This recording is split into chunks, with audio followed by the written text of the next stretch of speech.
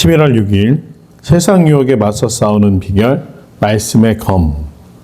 요한계시록 2장 12절에서 17절까지의 말씀을 보도록 하겠습니다. 세 번째로 사도 요한이 메시지를 전하고 있는 교회는 버가모 교회였습니다. 오늘 튀르키예 지역에 있는 페르가모라는 지역의 교회인데, 이 교회를 향해서 좌우에 날선 검을 가진 이가 이르시되라고 이야기하고 있습니다. 어제의 말씀에서 예수님의 모습을 묘사하는데 그 입에서는 좌우에 날이 선 검이 나왔다. 그래서 그 검은 곧 말씀이다 라는 이야기를 했습니다. 좌우에 날이 선 검을 가지신 이가 이르시되 내가 어디에 사는지를 내가 아노니 거기는 사탄의 권자가 있는 데라 라고 말씀하십니다. 오늘 이 버가모 지역의 교회, 즉 이 버가모라는 지역은 어떤 곳이었느냐? 사탄의 권자가 있는 곳이었다. 왜 이런 말씀을 하셨을까요? 버가모는 서머나에서 북쪽으로 약 100km 정도 떨어진 곳에 위치합니다. 우리가 처음에 에베소에서 시작합니다. 에베소에서 북쪽으로 80km를 오면 있었던 항구 도시가 바로 서머나였고, 그 서머나라는 아름다운 항구 도시에서 다시 북쪽으로 100km 정도를 오면 오늘 버가모라는 지역이 됩니다. 이곳은 유서가 깊은 도시였습니다. 꽤 오래된 도시였고, 또 계속해서 그곳에 왕조의 수도가 세워지기도 했으며, 로마가 당시에 이 소아시아 지역을 다스리는데 행정수도로 사용할 정도로 굉장히 정치와 문화의 중심지가 됐던 곳. 에베소나 서머나가 경제와 또 화려한 문화의 중심지였다고 한다면, 버가모는 정치 혹은 또 지식의 중심이 되는 도시였다. 그렇게 볼 수가 있겠습니다. 그런데 이 버가모에는 굉장히 유명한 두 가지가 있습니다. 첫 번째는 의학교가 있었는데, 아스클레피온이라는 그 의학교가 있었는데, 이곳에서 우리가 잘 알고 있는 히포크라테스라는 사람이 일을 했었다. 오늘날 의사들이 의사로서 사명을 다하겠다는 선서를 할 때 히포크라테스 선서라는 걸 하지 않습니까? 바로 그 히포크라테스 선서를 만든 히포크라테스가 있었던 곳이 버가모라는 도시였고, 또 유명한 의사들을 많이 길러내기도 했고, 그 두 번째로 유명한 것이 유명한 석공들, 당시 아름다운 조각과 건축을 하던 사람들이 많이 배출된 도시였다라고 합니다. 게다가 당시 가장 큰 도서관은 이집트 알렉산드리아에 있었던 도서관인데, 그곳에 약 한 50만 권의 책이 있었다고 합니다. 그래서 가장 전 세계적으로 당시에 고대 도서관 중에서 유명한 곳이 알렉산드리아였고, 그 다음으로 유명한 것이 바로 이 버가모, 페르가모에 있었던 도서관입니다. 약 20만 권 이상의 책이 있었고, 또 한 가지 유명한 것은 이곳에서 이집트에서 글을 기록하기 위한 수단으로 만들었던 것이 파피루스라고 한다면, 버가모에서 책을 만들 수 있도록 이집트가 나중에 그 파피루스 수출을 굉장히 제한하게 되는데요. 그래서 책을 만들 수 없게 되자 이 버가모에서 어떤 방법을 썼느냐, 양피지를 사용하는 것을 최초로 했던 것이 바로 이 버가모다. 게다가 책의 새로운 형태를 만들어내는데 마치 아날로그에서 디지털 전환이라고 할 정도로 파격적인 방법의 책이 이곳에서 발명이 되는데, 그것이 어떤 방법이었느냐? 파피루스는 어떻습니까? 굉장히 그 둘둘 말아서 두루마리 형태, 우리가 잘 알고 있는 대로 양쪽에 손잡이 같은 것들을 만들고 그곳에 파피루스 그 종이를 감아서 이렇게 둘둘 말아서 하나 혹은 한쪽에 이 나무 막대를 중심으로 둘둘 말아서 한 두루마리 형태였습니다. 그런데 양쪽으로 말아감던 한쪽으로 말아감던 이 두루마리 형태는 책을 보관하기도 힘들고, 무엇보다도 내가 찾고 싶은 것을 하려면 이 두루마리를 다 펼쳐야 되지 않습니까? 근데 이 페르가모에서 무엇을 발견했는가, 무엇을 발명해냈는가 하면, 오늘날처럼 옆으로 넘기는 책장으로 되어 있는 형태의 책을 만든 것이 바로 이 버가모였다. 그러니 그 당시 이 버가모 사람들의 굉장히 자부심이 얼마나 대단했겠습니까? 게다가 이곳에는 제우스 신전이 있었고, 로마 황제가 이곳을 통치하기 위해서 수도를 세웠기 때문에 또 로마 황제에 대한 숭배가 굉장히 강력했던 곳이 바로 버가모다. 그래서 오늘 사도 바울은 이 버가모에 대해서 사탄의 권자가 있는 곳이다. 정치적으로도 종교적으로도 타락할 대로 타락하고, 사람들이 정말 교만하며 세상의 권위로 자신들의 코가 높아서 하나님의 말씀을 잘 믿지 않는, 그래서 정말 초대교회로 그 세워진 버가모교회 성도들이 많은 고난을 겪었던 것이 바로 이 버가모다라고 이야기를 하고 있습니다. 사탄의 권자가 있는 곳이다. 내가 그 지역이 얼마나 타락하고 나쁜 곳인지 안다. 라고 환상 중에 예수님이 말씀하십니다. 그런데 그들을 칭찬하시는 것이 무엇이었느냐?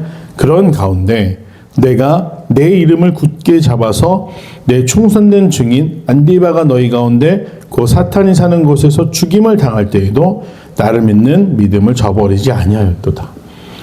순교자가 나옵니다. 이 안디바는 당시 이 버가모 지역의 감독이었습니다. 그런데 그가 교회 전승에 의하면 잡히게 되고 황제 숭배를 거부하자 어떤 일이 벌어지는가? 끓는 물이 가득한 솥에 펄펄 끓는 물 있는 그 무쇠솥에 던져져서 순교하게 되었다. 그 과정 생각하기도 싫을 정도로 고통스러운 일이었고 두려운 일입니다. 그럼에도 불구하고 버가모교회 성도들이 흩어졌는가? 그렇지 않고 그 두려운 가운데서도 믿음을 지키고 있었다. 내 이름을 굳게 잡고 버텨냈다. 이것을 예수님이 칭찬하신 것입니다. 그래서 사도 요한은 환상 중에 본 예수님의 칭찬을 전달합니다. 그런데 또 책망할 것을 이야기합니다.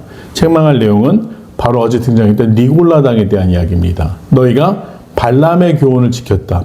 발람은 누굽니까?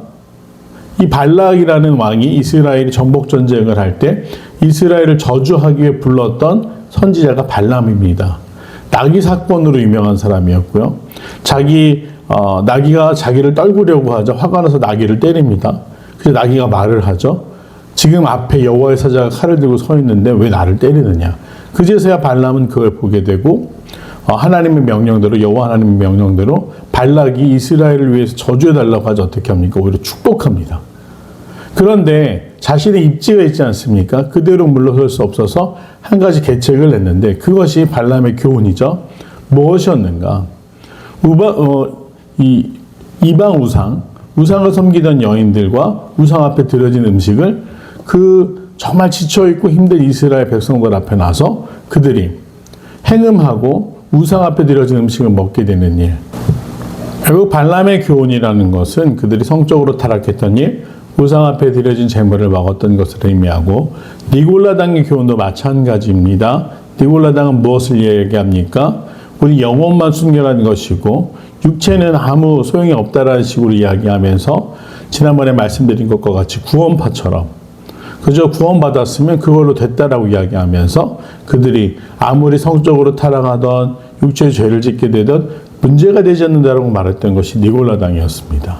즉 발람의 교훈이나 니골라당의 교훈이나 공통점이 있는데 우리가 하나님께 이미 구원을 받았기 때문에 우리 삶이 경건하지 않더라도 쾌락을 쾌락을 즐기며 살아가더라도 아무 문제가 되지 않는다라는 교훈이 그들 사이에 파고들었다. 그렇기 때문에 경건과 분리된 삶을 사는 성도들이 있었다. 그것을 책망하십니다. 그러면서 말씀하시기를 회개하라. 그들 중에 일부가 분명 타락했지만 그것으로 이제 너희는 끝이다라고 말씀하시는 게 아닙니다. 오늘 중요한 것은 오늘 버가모 교회의 역사적인 배경이나 그들이 어떤 사람들이었다라는 게 중요한 것이 아니라 예수님이 기회를 주셨다라는 것. 그들은 실수하고 또 넘어졌지만 넘어진 자들에게 회개하라라고 말씀하십니다. 회개하라고 말씀하시는 목적이 무엇입니까? 잘못을 지칭하기 위함이 아닙니다. 회개를 통해서 다시금 새로운 삶을 살아라. 그리고 내 입의 검으로 싸우리라. 즉 말씀을 다시 붙들어서 그들이 하나님이 원하시는 삶의 모습을 회복하라는 것을 이야기하고 있는 것이죠. 그리고 이야기를 하기를 귀 있는 자는 성령이 교회들에게 하시는 말씀을 들을지어다. 이기는 그에게는 구조가 거의 같죠. 마지막에 이기는 즉 시련을 견뎌낸 성도들에게는 내가 감추었던 만나를 주고 또 흰 돌을 줄 터인데 그 돌에는 새 이름을 기록한 것이 있나니 받는 자밖에 그 이름을 알 사람이 없느니라 라고 이야기합니다. 만나는 우리가 잘 알고 싶다시피 하나님의 전적인 공급을 의미합니다. 광야에서 아무것도 거둘 수 없을 때 하나님이 이스라엘을 만나로 먹이신 것처럼 하나님이 먹고 사는 문제, 우리가 근심하게 되는 가장 원초적인 근심인 재정의 위기나 물질이 없을 때의 고통 그대로 버려두지 않으시고 만나를 주실 것이다 라고 이야기를 하고 또 한 가지는 흰돌을 줄 것이다 라고 이야기하는데 이 흰돌은 무엇이었는가? 당시 그리스 영향으로 운동 경기를 했을 때 승자에게 주어지는 메달 같은 것이었다고 합니다. 우리가 잘 알고 있는 것은 월계관을 씌워주는 것이지만 그뿐만 아니라 경기에서 이긴 사람에게 흰돌을 주기도 하고요. 또 이 흰돌은 또 어떤 증표였는가?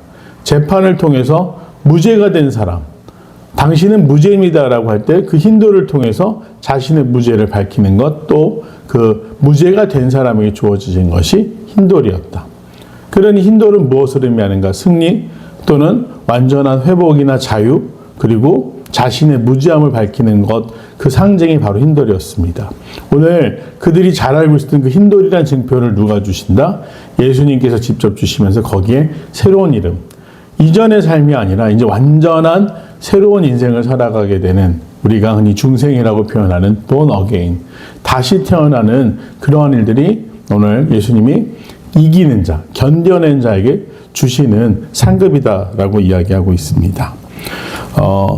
버가모 교회는 분명 환경적으로도 또 그 내부적으로도 힘든 상황 가운데 있었지만 그들이 예수님의 이름을 끝까지 붙들고, 또 비록 넘어진 자들에게는 그걸로 끝이 아니라 예수님이 회개할 기회를 주신다라는 것을 바라보면서 우리가 인생이라는 길을 걸어가면서 분명 넘어질 때가 있습니다.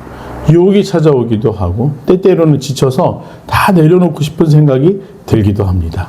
하지만 끝까지 붙들어야 되는 것은 무엇인가? 예수님의 이름이다.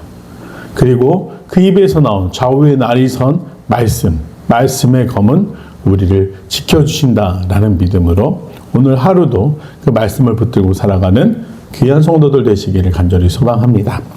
내용 같이 보겠습니다.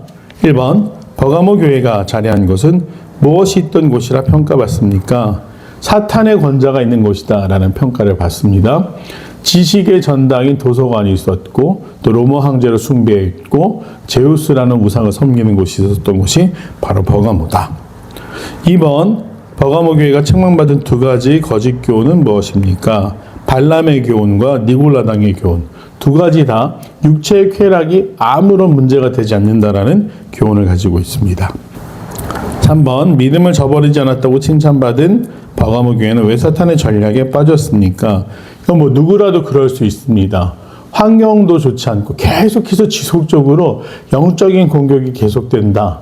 특히 음행이나 쾌락에 대한 부분은 성경도 맞서 싸우는 것이 아니라 피하라는 권면을 많이 합니다. 맞서 싸울 수 있는 대상이 아니다.